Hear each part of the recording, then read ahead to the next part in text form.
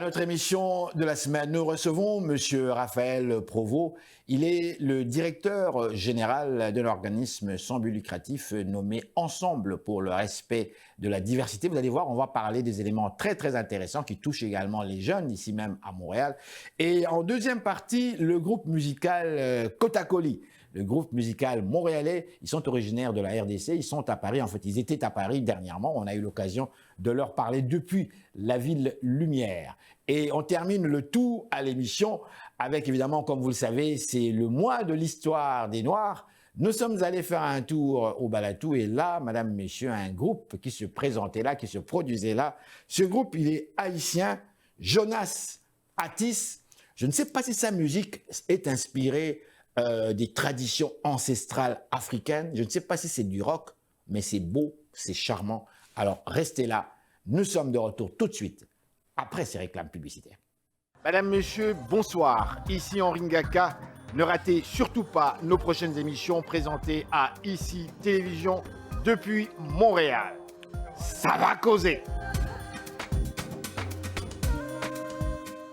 Et nous voilà de retour à notre magazine de télévision. Madame, Monsieur, encore une fois, bonjour ou bonsoir, où que vous soyez actuellement dans ce bas monde, je vous salue chaleureusement. Si vous nous suivez sur YouTube également ou encore les réseaux sociaux, je vous dis bonjour depuis Montréal. À l'émission Ça va causer, dans cette partie de l'émission, nous recevons un grand monsieur.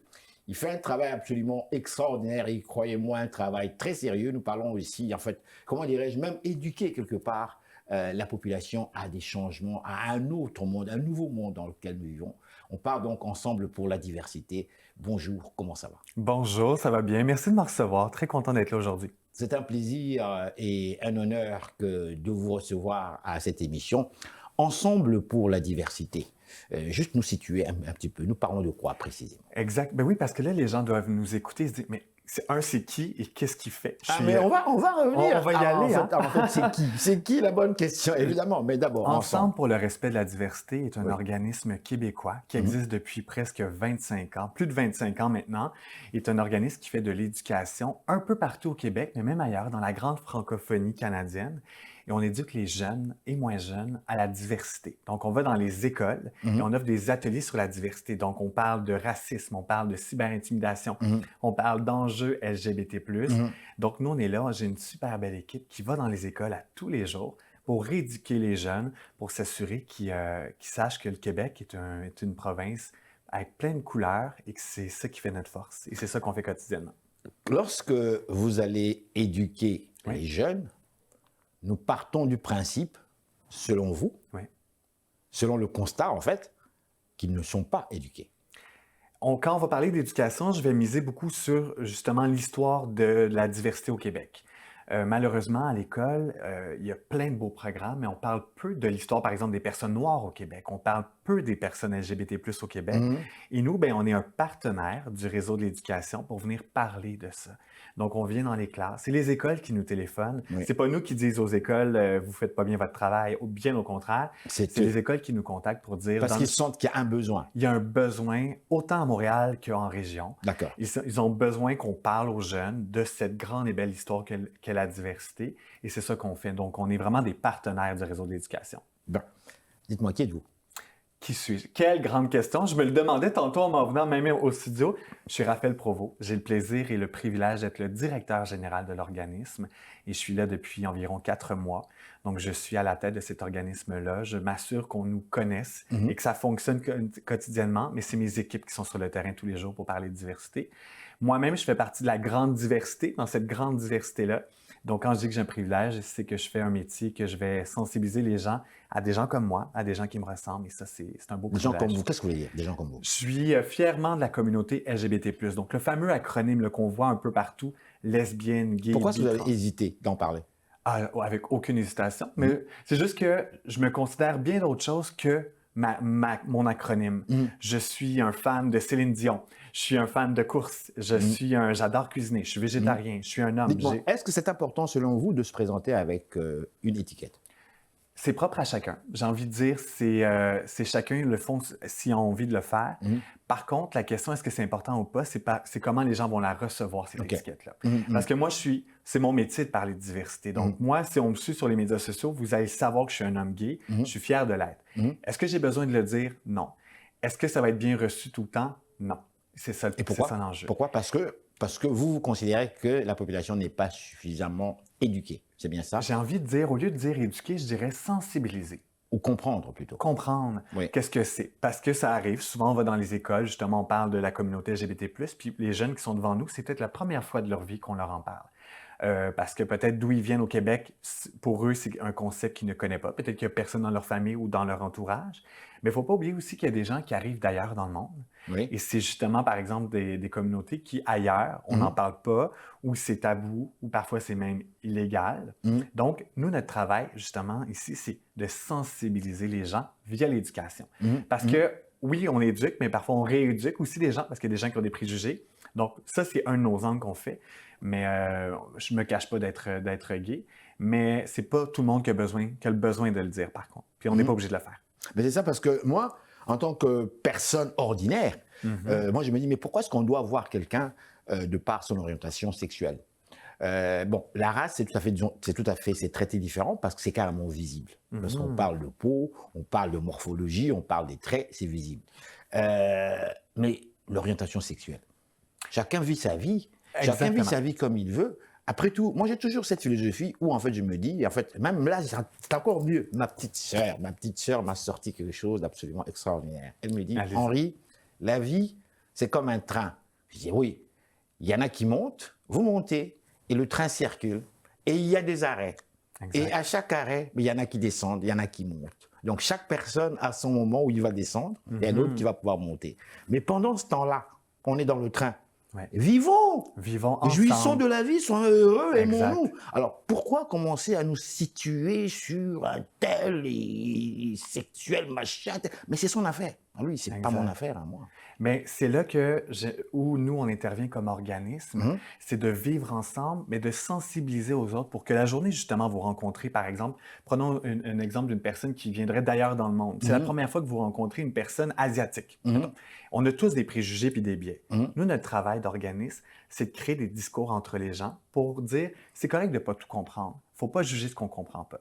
Et malheureusement, les jeunes d'aujourd'hui ont encore certains préjugés qui perdurent, autant sur les orientations sexuelles, autant sur le racisme. Mais on a des préjugés parce qu'on est ignorant quelque part, parce qu'on n'a pas d'information quelque part. C'est parce qu'on n'a pas d'information. Lorsque vous dites que les écoles ne font pas quelque part leur travail, ils sont obligés de vous appeler, vous, pour donner l'information, pour présenter des conférences. Oui. Mais moi, je pensais que dans les écoles modernes d'aujourd'hui, on parle aujourd'hui de diversité, mais les immigrants arrivent au Québec depuis des très, très nombreuses années. Ouais. Lorsqu'on parle des minorités visibles, ils sont là depuis des très, très nombreuses années. Quand on parle des minorités ethniques, les Italiens, les Grecs, mais c'est eux qui ont fondé le Québec moderne. Lorsque moi, je circule dans les rues de Montréal, quand je circule sur les rues de Montréal, on voit sur Park Avenue partout, ce que vous voyez, les restaurants qui sont là, les magasins, ce sont des étrangers. En Europe, on les appelle des étrangers. Ouais. Mais ce sont en fait des immigrants. Ce sont des nouveaux Québécois. J'ai envie de dire des Québécois, point. Québécois et Québécoises. Voilà, si vous voulez, ce sont des Québécois, point. Exact. Oui, oui. Mais au fait, dites-moi, quels sont aujourd'hui, dans votre travail, parmi les gros défis, ce que vous rencontrez? Ce que je veux dire par là, est-ce que rencontrez-vous une certaine résistance chez les jeunes lorsque vous allez échanger avec eux? Est-ce qu'ont-ils peur de s'exprimer franchement, de vous dire ce qu'ils pensent réellement? J'ai envie de vous dire... Avez-vous des échanges francs, réels? Ou est-ce qu'on fait semblant, on parle plus? Non, on en a un, j'ai envie de vous embaucher parce que vous avez quasiment les réponses pour moi. Les jeunes ont des préjugés qui sont ancrés. Souvent, ils viennent de la maison, ils viennent de notre environnement. Nous, notre travail, c'est d'aller décortiquer tout ça parce que justement, au Québec, il y a une grande diversité, qu'elle soit culturelle, ethnique, qu'elle soit d'orientation, de diversité. Nous, notre travail, c'est de créer que les jeunes comprennent qu'est-ce qui les entoure. Et à l'école, tantôt vous disiez, les écoles ont déjà tellement de sujets à aborder que nous, on est un partenaire. Nous, je nous vois vraiment comme des partenaires du réseau d'éducation parce qu'un enseignant, par exemple, qui a dans sa classe 30 jeunes, bien, c'est 30 jeunes qui comprennent les choses différemment. Oui. qui ont des histoires différentes. Oui. Nous, on vient vraiment consolider tout ça. Mais les jeunes aujourd'hui ont accès à des médias sociaux que peut-être nous, on avait moins à nos époques. Mhm. Donc, ils voient des choses d'un peu partout. Mhm. Notre travail, c'est de s'assurer qu'ils comprennent la bonne chose. Parce que la désinformation, ça existe. Les préjugés sont aussi... Selon ce qu'on regarde, par exemple, mon Facebook à moi est probablement différent du vôtre. Mhm. Donc, moi, il y a peut-être une couleur à mon Facebook à moi. Mais les jeunes, c'est la même chose. Donc, si tout allait bien, le genre d'organisme comme le mien ou les autres, parce qu'on est une centaine d'organismes qui font un peu ce qu'on fait au Québec, Mhm. mais n'existeraient pas si c'était si facile que ça. On va dans les écoles, le racisme est encore présent, malheureusement. L'homophobie, c'est encore présent. Et j'aurais envie de dire que non, mais ça perdure. OK. Et Oui. on va juste s'arrêter sur ces deux éléments-là. Mhm. Racisme et homophobie. Ouais. Vous dites c'est encore présent. Ouais. Donc ça voudrait dire que si je comprends bien, ça existait déjà. Même si certains prétendaient que non, il n'y a pas de racisme ici au Québec comme tel. Mais lorsque vous dites que racisme par le passé, ça veut dire que ça existait. Ouais. Homophobie également. On ne peut pas nier Non. que ça a toujours existé depuis de toutes les façons. Mais, et même au sein des églises. À qui on allait se confesser sur avec nos péchés. Ouais. Ça existait. Bon, mais quand même, moi, ce qui me paraît bizarre, pourquoi c'est comme si par hasard, on commence à en parler maintenant, comme si on fait semblant que ça n'existait pas. C'est ça que je trouve bizarre. Bien, c'est parce que peut-être on a plus d'ouverture à en parler, peut-être qu'on a les mots maintenant pour en parler, puis c'est justement parce qu'on en parle plus dans les écoles, on en parle dans les médias aussi. C'est des choses qui ont toujours existé. Malheureusement, elles perdurent dans le temps. Le racisme existe encore. Je vais dans des écoles, puis il y a des jeunes qui se disent racistes. On aurait eu récemment dans une école où on avait fait des affiches, il y avait des jeunes, on mettait des drapeaux LGBT, donc le fameux drapeau arc-en-ciel. Oui. Mais des jeunes l'ont brûlé. Volontairement. Oui. Ils l'ont pris, ils l'ont brûlé. Quand l'école a approché les jeunes pour leur demander pourquoi vous avez fait ça, Oui. moi, je suis homophobe. Le jeune a dit, moi, je suis homophobe. Et est-ce qu'on a pu comprendre pourquoi? Bien, parce que lui, sa façon qu'il voit ça, c'est mal. On lui a dit à la maison que c'était mal d'être gay. Donc, lui a grandi en se disant, c'est mal. Donc, je vois une image qui me rappelle quelque chose qui est mal. Nous, notre travail, c'est de lui faire comprendre que c'est pas mal. Et on n'est pas là pour faire du recrutement. Souvent, ça arrive, on entend même ça dans les écoles, les gens pensent qu'on veut recruter du monde. On ne devient pas homosexuel, on l'est. Ça peut prendre toute une vie, se découvrir. Mais ça, c'est autre chose. Donc, nous, on est là pour sensibiliser, donner les mots. Tantôt, je parlais de multiculturalisme, vivre ensemble. On va dans les écoles pour expliquer aux jeunes ce que c'est de vivre ensemble. Par exemple, une école, moi, je viens d'un petit village en région, en région, Où ça? en Montérégie, Napierville, donc en banlieue de Montréal. OK. On en profite si jamais ils suivent. Je salue les gens de Napierville et tous les salue, chaleureusement. Et à l'époque, il y a une quinzaine d'années, dans mon école, on était 600 élèves, il y avait une seule personne de couleur noire. Oui. Une seule. On parle de quelle année, là? Il y a à peine 15 ans. C'est pas si loin que ça. Mhm. Et pour nous, donc nous, on est comme, on avait tous les mots qu'il ne faut pas dire, je les ai tous entendus à l'école. Nous, quand on va dans une école, on explique aux jeunes pourquoi il ne faut pas dire ces mots-là. Donc, ce monsieur ou cette fille-là ou cette personne a reçu, en fait, cette pluie, comment dirais-je? De commentaires.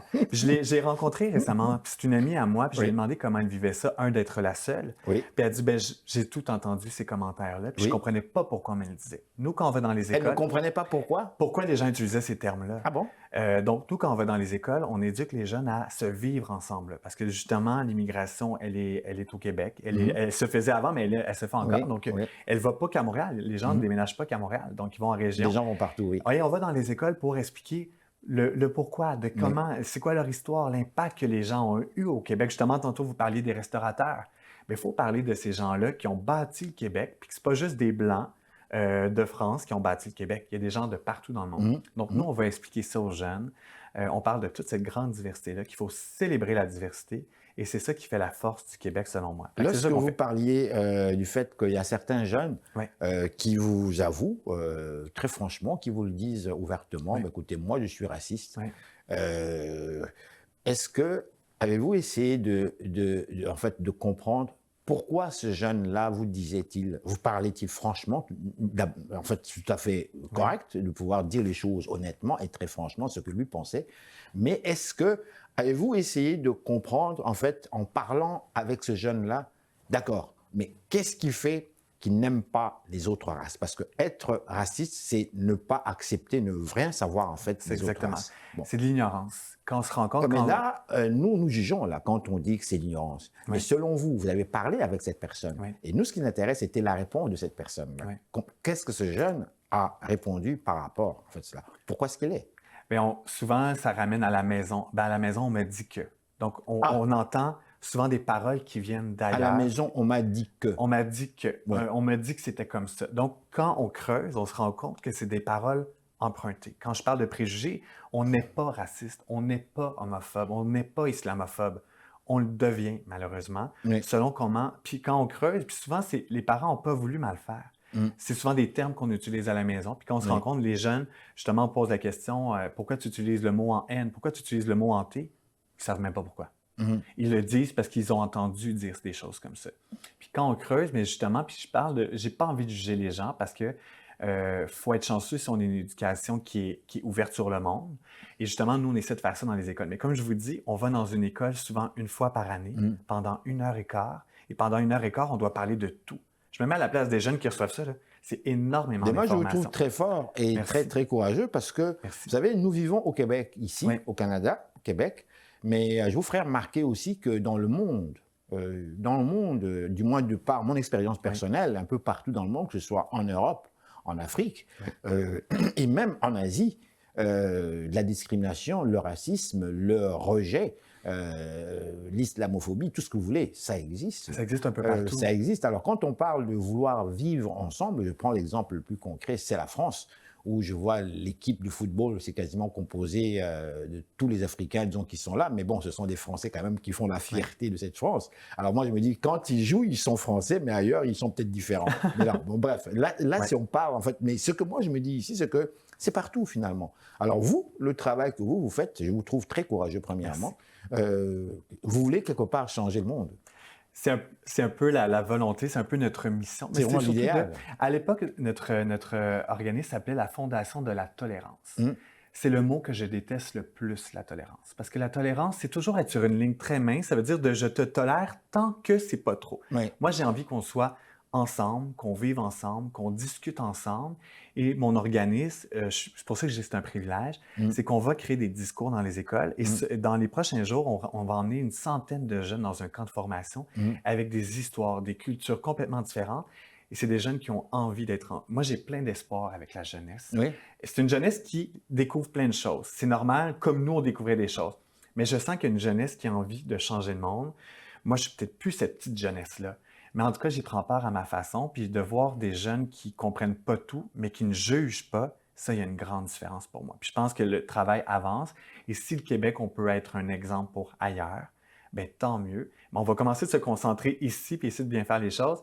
Mais c'est pas toujours facile. Tu sais, mes équipes le disent, ils vont sur le terrain quotidiennement. Je vous dis, Oui. on offre des ateliers à tous les Oui, jours. oui. Mes équipes reviennent C'est pas souvent. facile, c'est pas facile. C'est pas facile parce qu'ils entendent des préjugés. L'islamophobie. Islamophobie, homophobie, racisme. L'islamophobie. On parle des... Oui, Pouvez-vous nous commenter un petit peu par c'est un rapport... sujet qui est chaud en ce Oui, moment. c'est On un en sujet parle qui est beaucoup. très chaud en ce moment, oui. Encore là, c'est une chose qu'on parle souvent de système d'oppression. C'est de l'oppression, puis on a des enjeux qui se ressemblent. Mais c'est souvent parce qu'on pense que toutes les personnes qui pratiquent l'islam sont pareilles. Quand il y a tellement de diversité au sein même de... Donc, les gens pensent que quand tu es musulman, ben, vous êtes tous pareils. Il y a des musulmans extrêmes, mais ils ne sont pas tous comme ça. C'est comme dans tout. Mais on pense toujours, ah ben moi j'ai vu ça à la télé, donc ça veut dire que c'est comme ça. Il y a eu un attentat malheureusement il y a 5 ans à Québec. Ça le fait mal, ça, à la communauté musulmane, parce que là, il y a des gens qui se sont mis à penser que tous les musulmans non, c'est pas comme ça que ça fonctionne. Donc, nous, on essaie de créer justement ces discours-là, Oui. ouvrir un peu les Non, œillères. c'est très bien. Puis tantôt, vous Oui. disiez éduquer, j'insiste sur sensibiliser. Pour Ouais. moi, il y a une douceur dans Oui. sensibiliser. Oui. Éduquer, c'est comme si je vous disais, vous ne le saviez pas. Souvent, les gens le savent. Oui. Nous, on fait juste rappeler aux gens que vivre ensemble, c'est la plus belle des choses. Vous savez, je vais vous dire une chose, ce n'est pas cette habitude que je prends de parler de ma vie privée, mais quand même, quand il y a des éléments comme celle-là qui me rappellent des choses concrètes que moi j'ai vécues personnellement, je n'ai pas le choix que d'en parler puisque je fais des émissions de télévision. Lorsque vous parlez, comment dirais-je, d'ouverture, Ouais. on parle d'islamophobie. Moi, j'ai vécu personnellement dans ma tendre enfance dans un pays du Maghreb, où, avec ma famille, où j'ai même fait mes études là-bas. J'ai vécu avec eux. Donc, c'était mes frères, mes amis, on s'est disputés. Donc, ce que tous les enfants vivent, je l'ai vécu avec eux. Ouais. Ce sont des Arabes, des Maghrébins. Mais pour moi, ce que j'ai constaté, parce que j'ai pu voyager après ça dans d'autres pays, donc si je pouvais comparer, je me disais, mais bon Dieu, mais partout dans le monde, on rencontre du bon monde, Exact. comme on rencontre des cons. Et il y a des cons Parce partout. que chez moi, dans mon propre pays, en Afrique, il y a de très bon monde, et comme il y a des cons Oui. aussi. Alors, dans ces pays-là, Oui. où moi j'ai vécu, nous avons rencontré des très bonnes personnes qui ont du cœur, des gens sympathiques. Ils ont leur culture à eux, mais c'est normal qu'ils aient leur culture. Ils sont eux-mêmes. Et Exactement. c'était à nous d'essayer de comprendre leur culture. Mais pour moi, ça a été merveilleux. C'était une des plus belles expériences que moi j'ai vécues. Parce que c'est du beau monde. Alors, on est surpris quand on vient à l'étranger, on voit la perception que les gens ont de ce monde-là sans les connaître, sans connaître leur culture, sans même essayer de comprendre leur culture, sans même comprendre ce choc que ces gens-là vivent quand ils partent d'une autre culture pour venir ici et vivre avec une autre culture Exact. où les gens t'observent et te jugent. C'est quand même fort. Mais c'est un peu ça qu'on fait dans les écoles. Puis j'aime l'image du voyage. J'ai l'impression qu'on fait voyager un peu les jeunes quand on va dans leur Oui, classe. c'est très parce que important, oui. On emmène oui, le monde devant eux, puis on leur oui. dit, ben, vous voyez, au Québec, il y a tout cet arc-en-ciel-là de la diversité. Et justement, comme je disais, moi, quand j'étais à l'école, il y avait une personne noire. Elle ne représente pas toutes les personnes noires. Elle avait sa propre histoire. Quand on va dans les écoles, on raconte les histoires d'un peu tout le monde pour que les jeunes leur disent la journée qu'ils vont rencontrer quelqu'un qui ne leur ressemble pas, ils vont l'accueillir dans cette diversité-là. C'est ça qu'on veut faire. Donc, c'est un voyage un peu sur le monde qu'on offre. Un voyage pas trop cher. À vous entendre quand même quelque part, le Québec change, le Québec évolue. Quelque part, le Québec est en train de changer de en fait, visage quelque part. Clairement. Moi, j'ai vécu au Saguenay-Lac-Saint-Jean. Oh! Oui! Dans ma jeunesse, J'adore encore le une fois. Saguenay-Lac-Saint-Jean. Oui, où les Québécois sont très fiers. Ils sont très fiers d'être eux-mêmes, d'être Québécois. Et pour eux, c'est des vrais Québécois. Mais quand on voit, même l'Abitibi, je ne suis pas allé, mais quand même, je vois toutes ces régions-là, il n'y a pas encore, quelques immigrants commencent à y aller. On voit quelques Africains à gauche et à droite, mais quand même. Mais pour les personnes âgées, pour les autres personnes qui sont là, croyez-vous que ça doit leur faire plaisir? Est-ce qu'ils n'ont pas peur, quelque part, selon vous? Lorsque vous parlez avec des membres proches de votre famille, des personnes d'un certain âge, des Canadiens français très, très fiers d'eux, et qui voient ce Québec qui change, est-ce que vous n'avez pas cette impression que ça leur fait peur, quelque part?